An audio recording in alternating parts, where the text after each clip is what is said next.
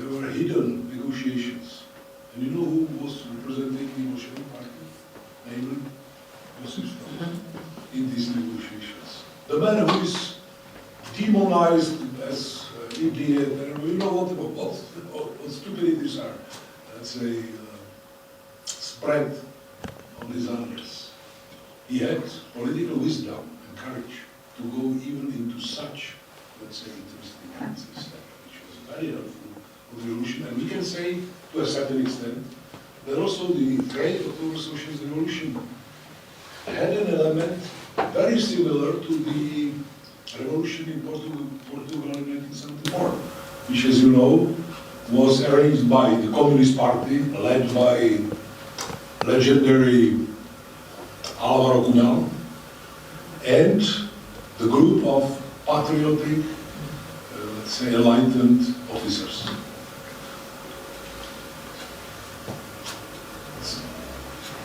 This story is still mixed with another element, and unfortunately, the second, let's say, attack of the, let's say, proper picture of the Great October Revolution is raised from the side of Russian historians, which claim, this was so funny, I'm having disputes with some of them, that Russian Bolshevik Party, in fact, went the opposite way than what Marx and Engels, let's say, prepared. And as if Marx and Engels were insisting the revolution can be only, let's say, in the most advanced economically countries, and Lenin and his group, let's say, step, let's say, back to this and decided to go the other way. So, unfortunately, these people are, for instance, one important fact, that Marx was living here in London in the 70s. He spent here half of his life as well. Was so interested in the developments of Russia, and he started to learn Russian.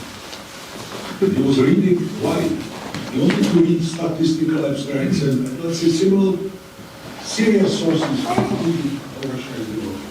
And he was addressed by Russian, let's say, alternative intellectuals, and they were asking him whether Russia can pass capitalism, in fact, based on this, what is called in Russian, obchina, you know, this very specific collective organization in the village, in the agricultural sphere, and not to, let's say, be tortured by all the, let's say, reactions of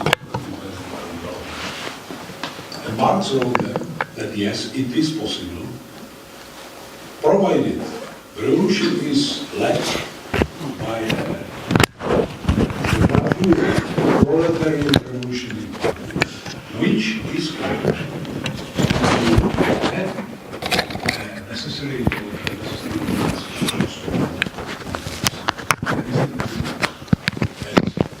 What is extremely interesting, for us it's a big inspiration, how Lenin was developing his view on these issues.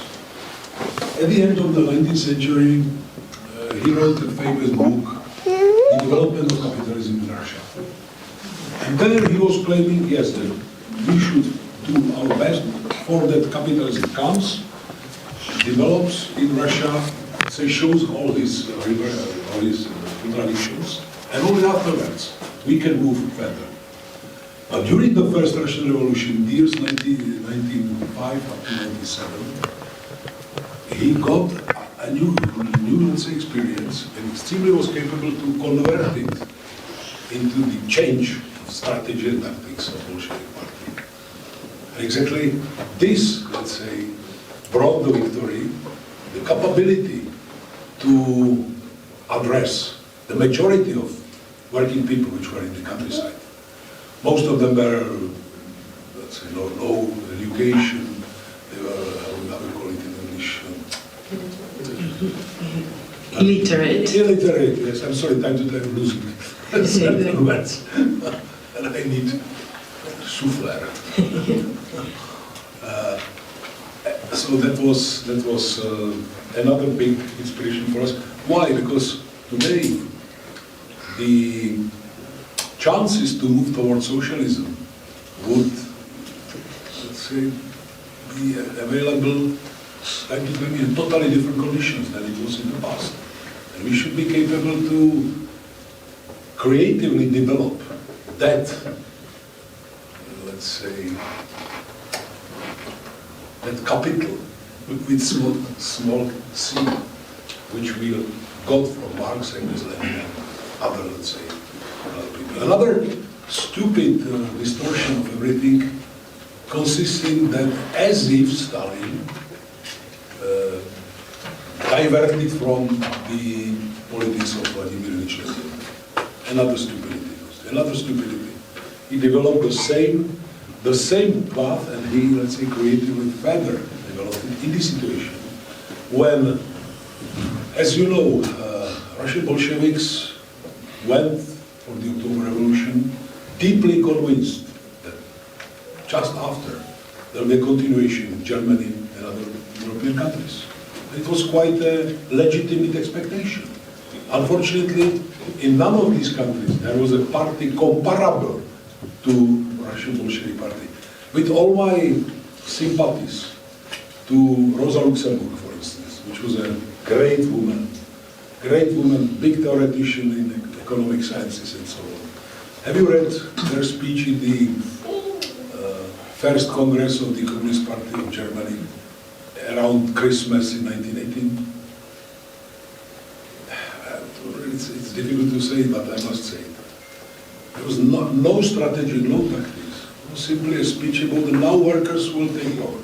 The workers themselves cannot take power if they don't have proper organization and program and so on. And unfortunately, Rosa Luxemburg and her colleague were murdered in a, let's say, very dirty and cruel way. Now, there are two big contradictions, comrades, and you know it, let me name them very openly. The conditions for a move towards socialism are more mature than ever before.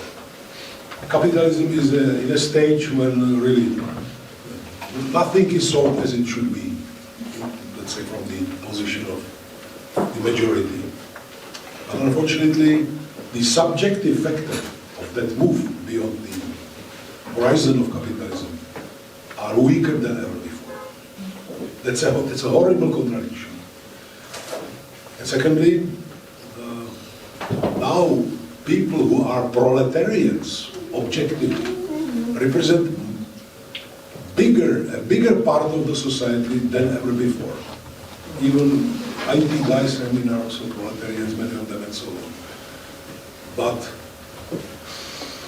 a portion of those objective proletarians which regard themselves proletarians and seek for some understanding of their social, if not class human interests, is smaller than ever before. These two horrible, let's say, contradictions seek for their solution. It will not be easy, but we should think about it very intensively. And then I think the key point is to find those key antagonisms which can get the ground for our political offensive, not only defending this and but going ahead, even against the big power, let's say, power play which is played by the capital and its state and transnational institutions and so on. And I believe that one of them is represented by further development of what Lenin in an excellent way depicted in his famous book, Imperialism as the highest, let's say, stage of capitalism. Remember, he speaks there or writes there, by the way, he read 148 books in order to, and 320 or how many articles in order to write this book. Imagine something unbelievable. And he speaks there not only about periphery and metropolis. He speaks there about the acceleration of the uneven development of capitalism, which was very dramatic, and about the fact that capitalism, especially in the metropolis, is getting parasitic and decaying. I remember when we were, let's say, attending the lessons of Marxism-Leninism in the university, that if some of the teachers used this formulation, many of my, let's say, fellows were, what parasitic decay, what sort of stupidity, that they have very nice shops there, or what, cars. And so it was difficult to explain it as nice shops and cars are also ineffective for some part of the society only. But what happened with this finding? Export of capital was a typical, let's say, trend already there at that time. But now, capital was so much exported, not only capital, but technologies, production, so much exported towards the cheapest labor, so that in the United States, Detroit, which was a, let's say, shop window of the American dream, almost each worker in Detroit had a house for kids. His wife was at home and he was capable to feed it and all of this, and everybody was happy. Now you know what is this called Detroitization of America. It's a total rubbish there. And this is happening almost in each field. So even the production moved also due to these policies out of the imperialist metropolis.